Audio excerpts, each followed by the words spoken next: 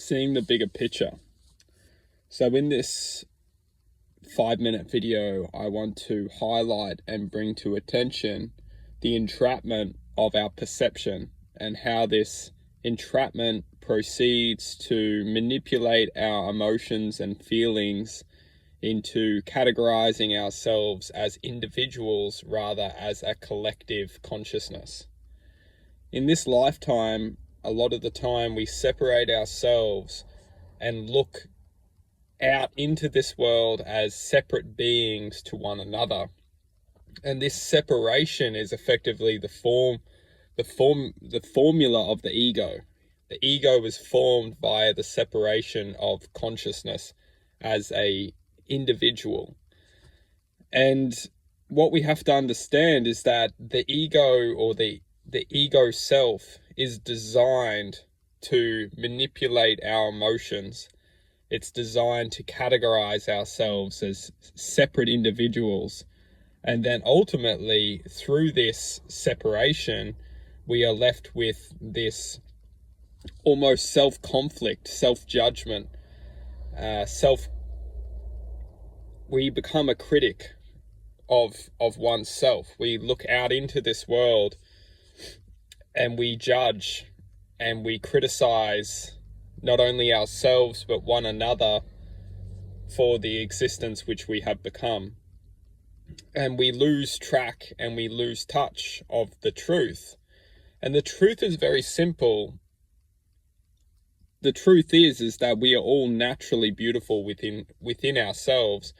The painting which is being drawn in this reality is only an expression of an influenced self. When we're brought into this world, we're raised into this world, we are ultimately programmed and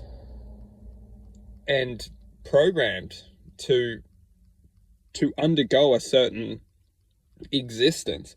And we are the ones, the true self, we are the ones who have to learn how to learn what's right and wrong.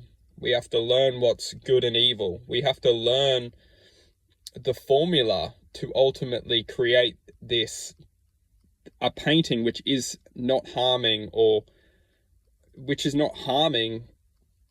the existence which we are creating.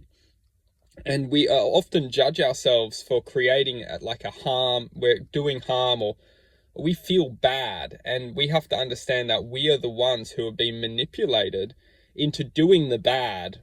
And this is the ultimate joy of this lifetime, is we get to learn the good through the bad and not just resignate as the bad and become a deceitful, destructive existence in this lifetime. Because if you put a child in a playground full of people who are hating and fighting and becoming destructive, there's an overwhelming percentage that child is going to be influenced to become hateful and destructive.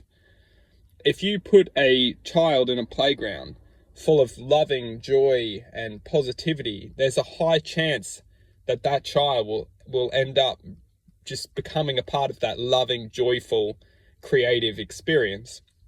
There's no difference between this metaphor and our reality. In this world that we're living, there is so much hate, violence, destructive energy. And ultimately, it's our job to come into this reality and to decide what we are going to share and what we are going to fight for. Because if we just let the subconscious, and most importantly, the ego, represent itself through us into our projection, into our truth, into our reality, if we don't fight for listening to our intuition, trusting ourselves, learning from experiences, oftentimes we will just become the manifestation of our environment, which for many of us is chaotic, it's destructive, it's saddening. And we have to be the ones who stand and raise above that and learn how to blossom within an environment that allows us to see the bigger picture and ultimately represent the bigger picture for the best of not only humanity, but also our soul connection to our greater self.